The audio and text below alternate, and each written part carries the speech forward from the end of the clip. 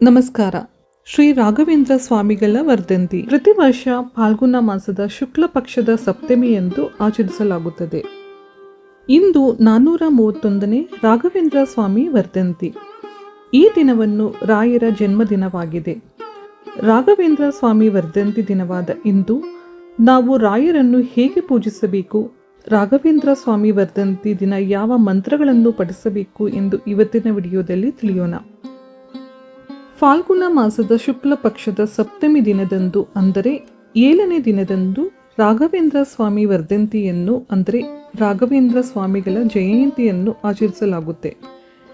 ಪ್ರತಿ ವರ್ಷದಂತೆ ಈ ವರ್ಷವೂ ರಾಘವೇಂದ್ರ ಸ್ವಾಮಿ ವರ್ಧಂತಿ ಫೆಬ್ರವರಿ 24ರಂದು ಮಂಗಳವಾರ ಆಚರಿಸಲಾಗುತ್ತದೆ.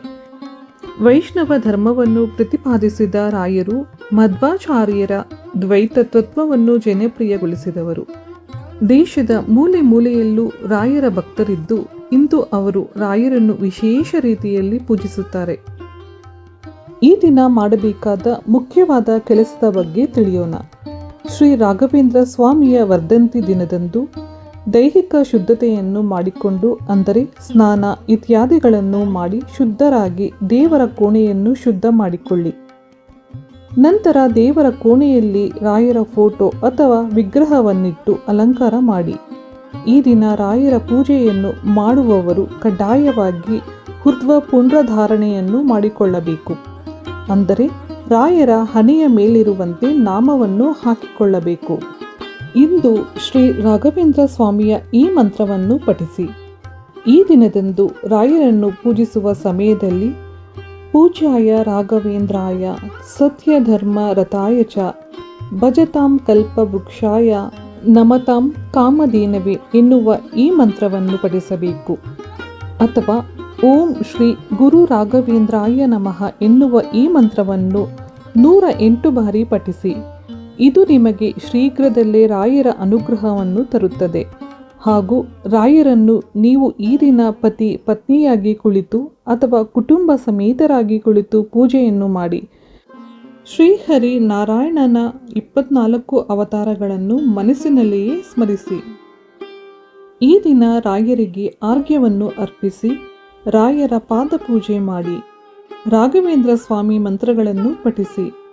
ರಾಘವೇಂದ್ರ ಸ್ವಾಮಿ ವರ್ಧಂತಿ ದಿನವಾದ ಇಂದು ರಾಯರನ್ನು ರಾಯರ ಪಾದಗಳನ್ನು ಪೂಜಿಸಿದ ನಂತರ ರಾಯರಿಗೆ ಸಮರ್ಪಿತವಾದ ಮಂತ್ರಗಳನ್ನು ಪಠಿಸಬೇಕು. ವರ್ಧಂತಿಯ ಮಹತ್ವದ ಬಗ್ಗೆ ತಿಳಿಯೋಣ. ಸನ್ಯಾಸಿಗಳಿಗೆ ಸಾಮಾನ್ಯವಾಗಿ ಹುಟ್ಟಿದ ಹಬ್ಬವನ್ನು ಆಚರಿಸುವ ಪದ್ಧತಿ ಇಲ್ಲ. ಆದರೂ ರಾಯರ ಜನ್ಮದಿನವನ್ನು ವರ್ಧಂತಿಯಾಗಿ ಆಚರಿಸಲಾಗುತ್ತೆ. ಇದು ಭಕ್ತರಿಗೆ ಗುರುವಿನ ಸ್ಮರಣೆ ಮಾಡಲು ಮತ್ತು ಅವರ ಅನುಗ್ರಹ ಪಡೆಯಲು ಒಂದು ಶ್ರೇಷ್ಠ ದಿನವಾಗಿದೆ.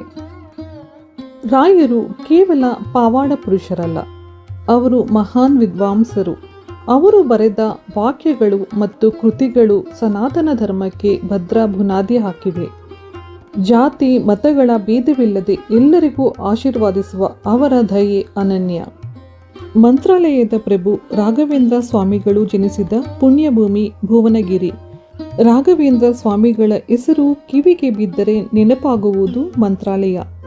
ಈ ಎರಡೂ ಹೆಸರು ಕೇಳಿದ ಕೂಡಲೇ ಭಕ್ತರ ಮನದಲ್ಲಿ ಭಕ್ತಿಭಾವ ಅಲೆ ಇಳಿಯುತ್ತದೆ. ಲಕ್ಷಾಂತರ ಭಕ್ತರ ಕಷ್ಟಗಳನ್ನು ನೀಗಿಸುವ, ನಂಬಿದವರಿಗೆ ಇಷ್ಟಾರ್ಥ ಸಿದ್ಧಿಸುವ ಕಲ್ಪವೃಕ್ಷ ಎಂದು ರಾಘವೇಂದ್ರ ಸ್ವಾಮಿಗಳಿಗೆ ಬಲವಾಗಿ ನಂಬುತ್ತಾರೆ. ಅಂಥ ರಾಯರು ಮಂತ್ರಾಲಯದಲ್ಲಿ ನೆಲೆಸಿದ್ದಾರೆ. ಈ ಪವಿತ್ರವಾದ ದಿನ ಗುರು ರಾಯರಿಗೆ ವಿಶೇಷ ಅಭಿಷೇಕ ಮತ್ತು ಅಲಂಕಾರ ಮಾಡಲಾಗುತ್ತೆ. ಗುರು ಪಾದಪೂಜೆ ಮತ್ತು ಕನಕಾಭಿಷೇಕ ವರ್ಧಂತಿಯ ಅಂಗವಾಗಿ ರಾಯರಿಗೆ ಸುವರ್ಣ ಪುಷ್ಪಾರ್ಚನೆ ಅಥವಾ ಕನಕಾಭಿಷೇಕ ಕೂಡ ಮಾಡಲಾಗುವುದು. ಅನ್ನದಾನ ದಾಸೋಹ ರಾಯರಿಗೆ ಅತ್ಯಂತ ಪ್ರಿಯವಾದದ್ದು. ಆದ್ದರಿಂದ ಈ ದಿನ ಹಸಿದವರಿಗೆ ಅನ್ನದಾನ ಮಾಡುವುದು ಪುಣ್ಯದಾಯಕ. ಹಾಗೆ ಪಾರಾಯಣ ಶ್ರೀ ರಾಘವೇಂದ್ರ ಸ್ತೋತ್ರ ಅಥವಾ ಓಂ ಶ್ರೀ ಗುರು ರಾಘವೇಂದ್ರಾಯ ನಮಃ ಮಂತ್ರದ ಪಠಣವು ಈ ದಿನ ವಿಶೇಷ ಫಲ ನೀಡುತ್ತದೆ. ಶ್ರೀ ಗುರು ರಾಯರ ವಿಶೇಷವಾದ ಮಾಹಿತಿ ನಿಮ್ಮೆಲ್ಲರಿಗೂ ಉಪಯೋಗವಾಗಿದೆ ಎಂದು ಭಾವಿಸ್ತಾ ಇದ್ದೀನಿ.